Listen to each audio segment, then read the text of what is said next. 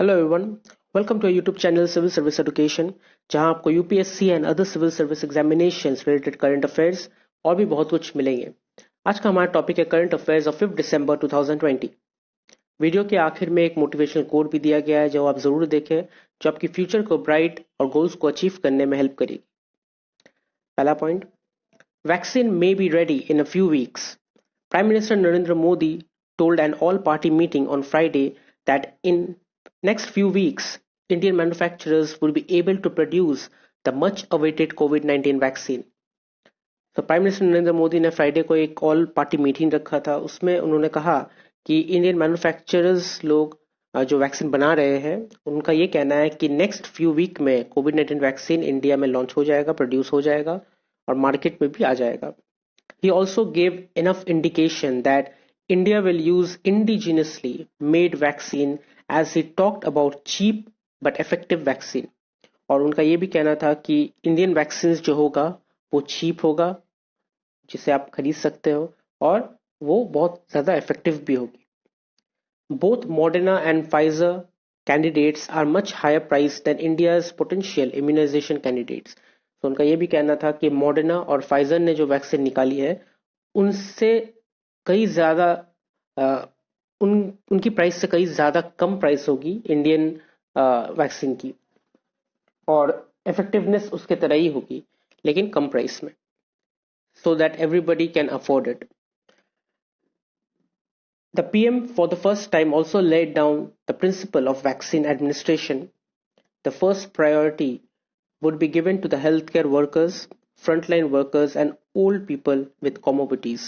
So उन्होंने ये भी कह दिया है, वैक्सीन एडमिनिस्ट्रेशन भी कर दिया है कि जो फर्स्ट प्रायोरिटी रहेगी वो हेल्थ केयर वर्कर्स की होगी, फ्रंटलाइन वर्कर्स की होगी एंड ओल्ड पीपल्स की होगी जिनको डिजीज है, जिनको डायबिटीज डिजीज है या फिर कुछ और डिजीज है। तो इन सब लोगों को पहली वैक्सीन दी जाएगी। Next point, safety of Covid vaccine Paramount. Safety and efficacy of the COVID vaccine is paramount, with the regulatory pathway for vaccine in India seen an accelerated rolling review and interim analysis of clinical trials, says Drugs Control General of India VG Somani on Friday. तो V G Somani का ये कहना है कि कोविड-19 vaccine India के लिए बहुत important है, बहुत बड़ा मैटर है, और इसका रेगुलेटरी पाथवे, ये कैसे रेगुलेशन कैसे तैयार होती है, ये वैक्सीन कैसे काम करेगी, इसका अगर कोई साइड इफेक्ट होगा या नहीं, ये सब का एक रेगुलेटरी पाथवे बनाया गया हुआ है और ये रिव्यू और एनालिसिस के थ्रू एक्सलेट कर रही है। जो जो यूज कर रही है उसका रिव्यू मिलता जा रहा है और उसका एफिशिएंसी कितना है वो भी देखा जा रहा है। तो ये क्लिनिकल ट्रायल्स इसीलिए किया जाता है कि ये वैक्सीन को थरली एनालाइज किया जाए, ताकि मार्केट में आने से पहले अगर इसका कोई साइड इफेक्ट है उसे हटाया जाए या कुछ और गड़बड़ हो तो उसे हटाया जाए। तो इसे पूरी तरीके से एनालाइज करके इसकी सेफ्टी और इसकी एफिकेसी को देखते हुए वैक्सीन को लॉन्च की जाएगी। Speaking about Covid vaccine development process, senior scientist ICMR National AIDS Research Institute Sheila Godbole said that besides accelerate dedicated research and rolling reviews, the vaccine development has also been provided on an enabling environment, rapid recruitment facilities and ongoing safety review. So senior scientist जो है ICMR national ads research institute की, उनका कहना है कि जो research and review चल रही है, जो सेफ्टी एंड एफिकेसी देखी जा रही है, उसके अलावा भी वैक्सीन डेवलपमेंट के प्रोसेस के दौरान इसे उस जो इन्वायरमेंट में वैक्सीन को रखी जाएगी वो इन्वायरमेंट का भी ख्याल रखा जा रहा है।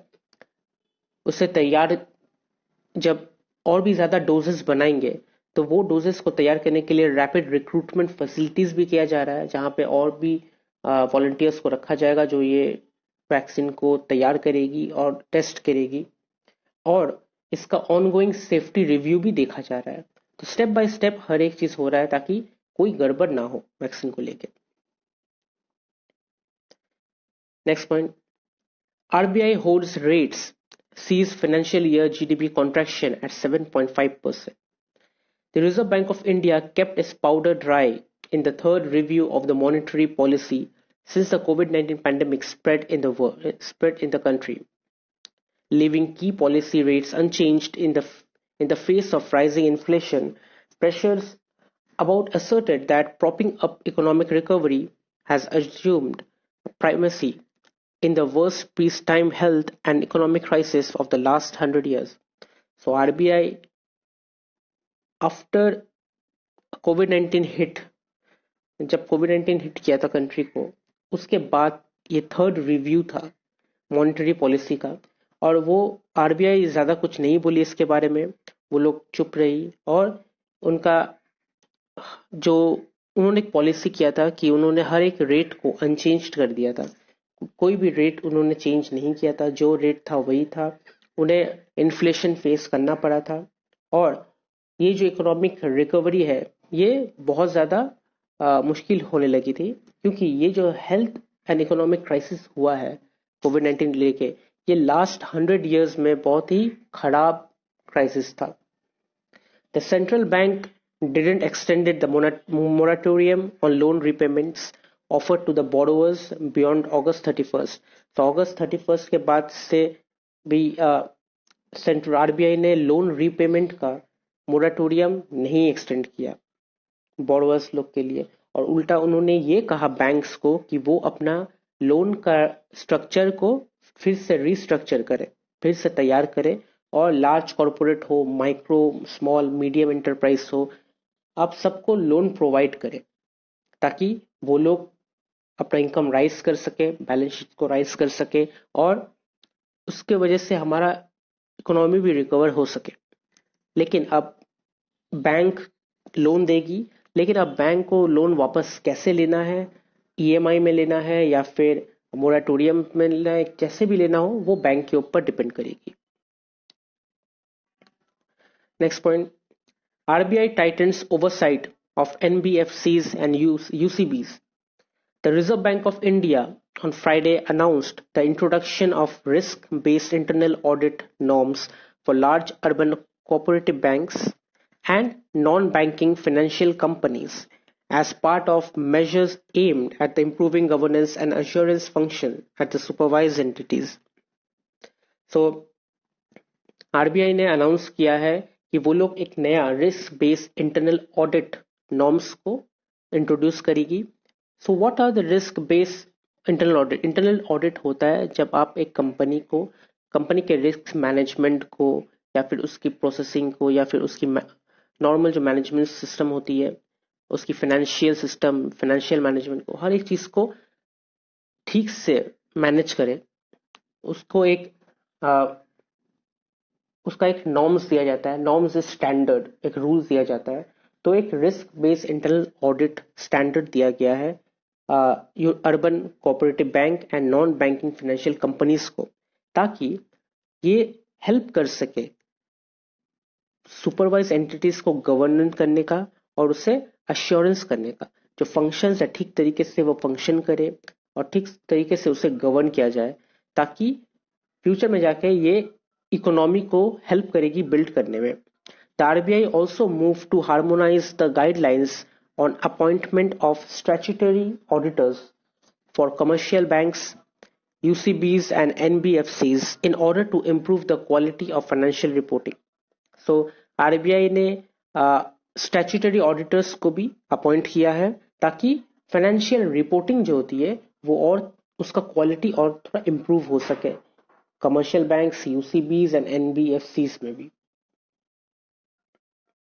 Next point, supply side issues fuelling inflation, says RBI's Patra. RBI Deputy Governor Michael Patra on Friday said supply side issues, including profit maximization at retailers' end, are hurting the inflation situation, which has breached the central bank's comfort level in the past few months.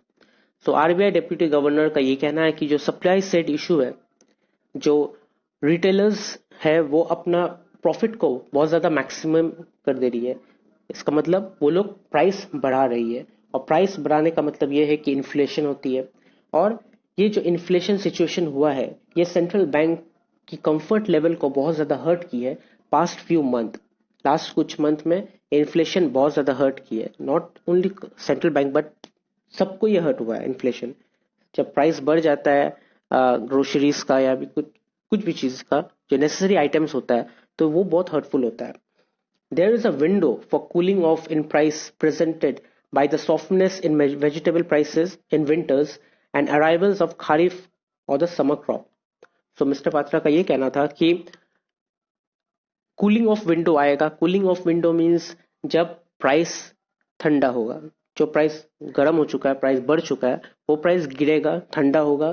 और vegetable price winters में थोड़ी कम होती है, और जब new kharif crops आएगी, summer crops जो होती है, खारिफ क्रॉप आएगी, तब automatically price, vegetables price and groceries price कम हो जाएगी। और ये एक डिमांड इश्यू साइड को बढ़ावा देगी और सप्लाई साइड थोड़ा इशू, सप्लाई साइड की इशू थोड़ी कम हो जाएगी और इन्फ्लेशन भी रुक जाएगा। Next point, ministry seeks proposal for technical textile body. The ministry of textiles have invited proposal to constitute a dedicated export promotion council for technical textile. So ministry of textiles जो है वो एक proposal तैयार किया है जो technical textile को promote करेगी, एक्सपोर्ट करके प्रमोट करेगी, मतलब पूरे बाहर वर्ल्ड में प्रमोट करेगी। Exporter associations and trade bodies registered under the companies act और society registration act can submit proposals by December 15, the ministry said.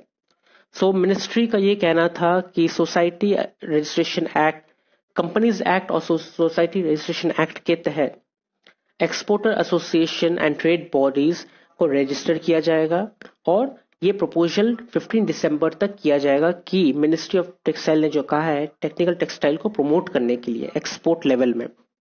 The Cabinet Committee on Economic Affairs in its meeting held in February this year gave its approval to set up National Technical Textile Mission. So Cabinet Committee of Economic Affairs जो है वो फरवरी को ये कह दिया था कि वो अप्रूवल कर दी थी कि नेशनल टेक्निकल टेक्सटाइल मिशन कर सकते हो with a 4 year implementation period. तो उसमें 4 year इम्प्लीमेंटेशन पीरियड होगी और उसका आउटले का कॉस्ट होगा 1480 crore rupees to position the country as the global leader in technical textiles. तो इससे क्या होगा, इससे हमारी कंट्री पूरे वर्ल्ड में लीड करेगी, position as a global leader in technical textile. Technical textile में पूरे ग्लोबल में लीड करेगी India. Next point, China poses greatest threat to US, says intelligence chief. The top US intelligence official stepped up the Trump administration's harsh attacks on Beijing on Thursday by labeling China the biggest threat to democracy and freedom worldwide since World War II and saying it was bent on global domination. So Trump administration की top US intelligence official जो है उनका ये कहना है कि China democracy and world wide freedom के लिए बहुत बड़ी थ्रेट है। आफ्टर वर्ल्ड वॉर टू सबसे बड़ी थ्रेट वर्ल्ड के लिए चाइना है। और उनका ये भी कहना है कि the official said the strategy was for Chinese entities to steal American companies intellectual property, copy it and then supplant US companies in the global market place. तो उनका ये भी कहना है कि चाइनीज एंटिटीज जो है, चाइनीज कंपनीज जो है वो यूएस कंपनी की प्रॉपर्टी को इंटेलेक्चुअल उन्हें देखती है, उन्हें कॉपी करती है और फिर उसका ही प्रोडक्ट बना के पूरे ग्लोबल मार्केट में प्लेस करती है एज अ यूएस कंपनी। सो उनका ये कहना है कि ये वर्ल्ड वाइड के लिए बहुत बड़ी थ्रेट है। सो चाइनीज फॉरेन मिनिस्ट्री स्पोक्सवुमन हुआ chewing said on Wednesday that US accusations of technology theft were ludicrous. सो उनका ये कहना है कि ये जो एक्यूजिशन लगाया गया है यूएस की तरफ से ये एक बकवास एक्यूजिशन है, ऐसा कुछ हुआ नहीं है। और वो लोग ऐसे ही अमेरिका ऐसे ही जो ट्रम्प एडमिनिस्ट्रेशन के अंदर है वो लोग ऐसे ही डरती रहती है और हमेशा ऐसे बकवास बातें करती रहती है। सो what US and Trump administration is trying to do here कि वो बाइडेन के लिए जितनी ज्यादा मुसीबत हो सकती है उतनी ज्यादा मुसीबत क्रिएट कर रही है ताकि उन्हें प्रॉब्लम हो जब वो प्रेसिडेंट व्हाइट हाउस में आए, उन्हें ये सब संभालने में थोड़ी प्रॉब्लम हो। Next point, China turns on artificial sun. China successfully powered up its artificial sun nuclear fusion reactor for the first time, state media reported on Friday, marking a great advance in the country's nuclear power research capabilities. So China ने एक नया nuclear fusion reactor बनाया जिसका नाम उन्होंने दिया है HL2M tokamak. ये नाम दिया गया है, जिसे आर्टिफिशियल सन भी कहा जाता है। The HL2M tokamak reactor is China's largest and most advanced nuclear fusion experimental research device, and scientists hope that the device can potentially unlock a powerful clean energy source. So ये जो reactor बनाया गया है, ये reactor का काम है energy provide करना, और चाइनीज साइंटिस्ट का ये भी कहना है कि ये पावरफुल और क्लीन एनर्जी प्रोवाइड करेगी।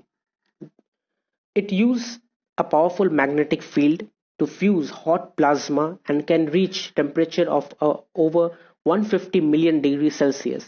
So ये जो न्यूक्लियर फ्यूजन रिएक्टर है, ये पावरफुल मैग्नेटिक फील्ड को यूज करती है जो हॉट प्लाज्मा को फ्यूज करके ये टेम्परेचर बनाती है, जो temperature over 150 million degree Celsius hot होती है। So according to People's Daily, approximately 10 times hotter than the core of the sun. सन के अंदर की जो कोर है उससे 10 times hotter है ये प्लाज्मा और ये न्यूक्लियर फ्यूजन रिएक्टर। सो कह सकते हैं चाइना ने खुद की एक आर्टिफिशियल सन बना ली है। Next point is important days, और 5 दिसंबर का इंपॉर्टेंट डे है international volunteer day for economic and social development and world soil day. And last but not the least, today's quote, और आज का कोट है good decisions come from experience but experience comes from bad decisions. This is life, so never regret, learn from mistakes and go ahead. So good decision हमेशा experience से आती है। आपके पास experience है तो आप गुड डिसीजंस ले सकते हैं, लेकिन ये एक्सपीरियंस कहाँ से आता है? एक्सपीरियंस हमेशा बैड डिसीजन से आता है। अगर आज हम एक गलत डिसीजन ले लिए तो बाद में मुझे पछतावा हुआ कि यार मैंने ये गलत डिसीजन क्यों लिया, और उससे क्या होता है, उससे मेरा एक्सपीरियंस बढ़ेगा कि हाँ, मुझे एक एक्सपीरियंस होगा कि हाँ, अगर ये डिसीजन मैंने लिया तो ये गलत होगा।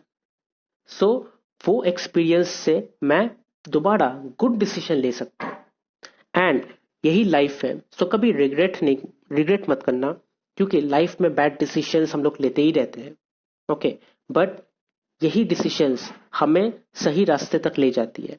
सो मिस्टेक्स से सीखें और आगे बढ़े। मिस्टेक्स हुई तो हम लोग भाग जाएंगे, हार मान लेंगे, नहीं, ऐसा नहीं करना। मिस्टेक से सीखेंगे और आगे बढ़ेंगे। सो गुड डिसीजंस एक्सपीरियंस से आती है, एक्सपीरियंस बैड डिसीजन से आती है। सो अगर बैड डिसीजन हो भी जाए तो घबराना मत, उससे सीखना, फिर गुड डिसीजन लेना और सक्सेस को अचीव करना। अगर आपको ये वीडियो अच्छी लगी तो आप इसे लाइक कीजिए, शेयर कीजिए, कमेंट कीजिए और सब्सक्राइब जरूर कीजिए। Thank you.